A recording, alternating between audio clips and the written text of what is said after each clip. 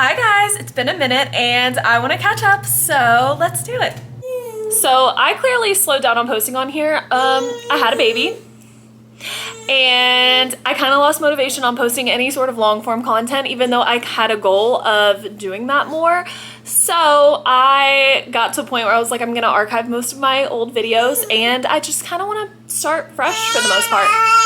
Yeah. Oh my goodness.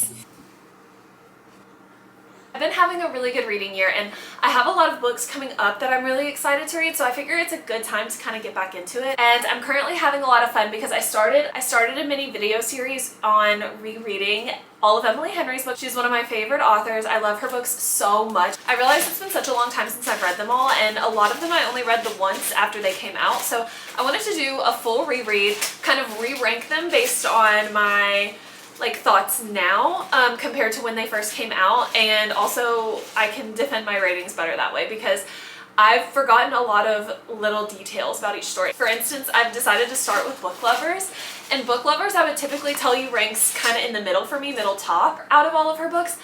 I am absolutely eating it up. Charlie Lastra, I don't know how to say his last name.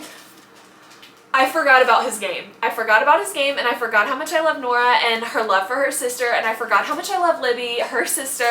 They're just such a fun dynamic of characters in this book, and the small town vibes are so cute.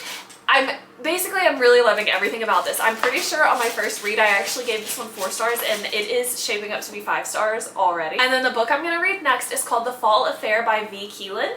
I'm actually, full disclosure, working with this author, and I'm really excited because I'm kind of in the middle of transitioning from really summary reads to wanting more of a fall vibe to the books that I'm picking up, and so I'm excited about it. Oh, I just realized the author signed this copy. Yeah, so since I'm working with her, she sent me this copy, so it actually shows the original cover on one side and then the new cover on the other. But let me read this book's description because I just think it sounds so cute. So this one says, she's counting down the days until she leaves Tuscany. He's counting on making her stay. Some people go to Tuscany to find themselves. Allegra Bianchi goes to escape New York, her ex's new relationship, and a career that derailed the moment she was passed over for partner. Her plan is simple: settle her eccentric Italian grandmother's estate, sell whatever isn't nailed down, and return to the life she's worked too hard to lose. Instead, she walks into a mess. A crumbling antique shop, 200 acres of leased vineyard land, and one infuriating clause in the will: live and work in the shop for 3 months or inherit nothing. Then there's the neighbor she clashes with instantly. Matteo is the infuriatingly handsome winemaker who leases her family's land and refuses to be impressed by her credentials or her attitude. He's rugged and stubborn, stuck living in a time that feels long past, and the word rush isn't part of his vocabulary. Basically, they're exact opposites. But as the days stretch into weeks, Tuscany chips away at the armor Allegra doesn't realize she's wearing, and Matteo shows her the appeal of slowing down, of staying rooted, of wanting something other than climbing the corporate ladder.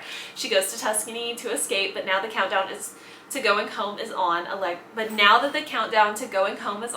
isn't sure she's ready to leave, and the life she's falling for comes with a looming expiration date. It just sounds so cute, and I love any book that's a travel romance, especially when it's traveling to a destination like Italy, Tuscany. I actually went to Tuscany a couple of years ago, and it was the most beautiful, amazing trip. It was gorgeous.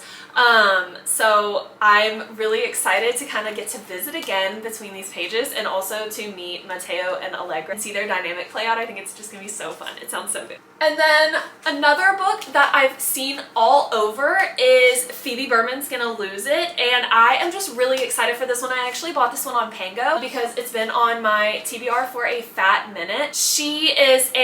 Phoebe is a hopeless romantic. I'm gonna try to summarize on this one, but she's a hopeless romantic, and she's about to be a 30-year-old virgin, and she wants to lose her virginity, I think, before she becomes 30. So she is determined to change this and drafts up a guide, and it has this full checklist that she's trying to get through.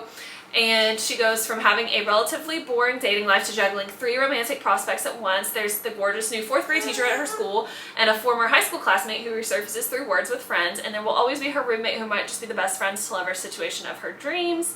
It says it's a beautiful, brutally honest, and completely relatable story for anyone who's ever felt stuck between coming of age and coming apart. So this just sounds really good and wholesome and fun, and So I'm really excited. I think I'm gonna read this one pretty quickly after the fall affair. And then I had family visiting recently and we went to the bookstore because my youngest siblings love to read too, and I love that so much. And so we always try to go when they come to town. And I picked up 2 books. I had no idea what I was gonna go for when I went, but I'm really excited about the ones that I picked out. So yeah! But I'm really excited about these. So Promise Me Sunshine by Cara Bastone. All I know is I've read 1 book by Cara Bastone and it was No Matter What, and I absolutely loved it. So I'm really excited to read another by the same author, and this one sounds like one of those books that's going to be emotional but also really sweet. So she, like, the mini description at the top says, grieving the loss of her best friend, a young woman finds her life turned upside down when she meets a grumpy stranger who swears he can help her live again, by the beloved author of Ready or Not. I've actually never read Ready or Not either, so it sounds like I need to add that one to my list. If I also enjoy this one, we'll just keep it going.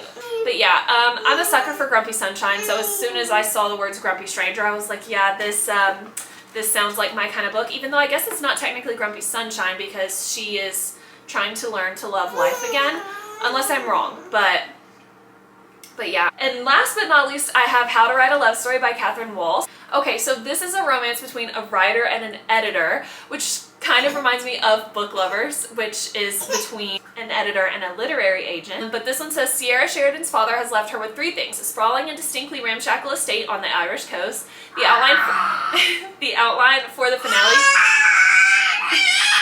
Yeah? The outline for the finale to his best-selling epic fantasy series he wanted her to finish, and writer's block. Enter Sam Avery, Frank's fanboy and hotshot editor, sent from the New York publishing house direct to Sierra's doorstep, red pen ready. At first, they butt heads with crackling energy, but with the deadline looming, they have just a few weeks to stop bickering, write the novel, and secure Frank's legacy. So this just sounds really fun. It sounds like it might remind me of a combination of Beach Read and Book Lover. Sounds like there's going to be a lot of banter, lots of fun, and I'm all about the banter. I just finished In Stormy Weather by Chelsea Curto, which was so good too. I gave that one, I either gave it 4 or 5 stars. I can't really remember. It might have been like a 4.5 situation where I wasn't sure which way to go. But yeah, so I'm really excited about How to Write a Love Story too. Also, I'm just obsessed with covers like this right now. They're so summery looking and sweet. Even Phoebe Berman's with the pinks. I'm just adorable. So those are all the books that I'm excited to be reading soon. I'll definitely keep you guys updated. And I think I might do a more long-term vlog version of my Emily Henry reread if you guys would be interested in that. I'm not too far into Book Lovers. I'm only maybe like 30-40% through, so I have plenty of time to kind of like pick up and give updates. I've been highlighting like crazy, but reading mainly on my Kindle because it's just easier with a baby. I think that's all for now. So yeah, thank you so much for watching. I'm so excited to be kind of getting back into it, and I want to know what you're reading and if you have any recommendations as I kind of transition from summer to fall vibe books. I'm not like super picky about the books I'm reading at each time of year. I just kind of, I'm such a big mood reader, and I'm kind of in that mood to start kind of sprinkling in the fall. I feel like where I live in the southeast, you get like just 5 minutes of actual fall feeling weather, so we have to kind of start getting excited early, or it's just Christmas time before you know it. So I'm kind of like getting there. We'll see, but I do really want to read everything that I just showed you, and I kind of want to get through it. But I'm gonna stop recording now. I hope you guys are having a wonderful morning, afternoon, or evening whenever you're watching this, and we will talk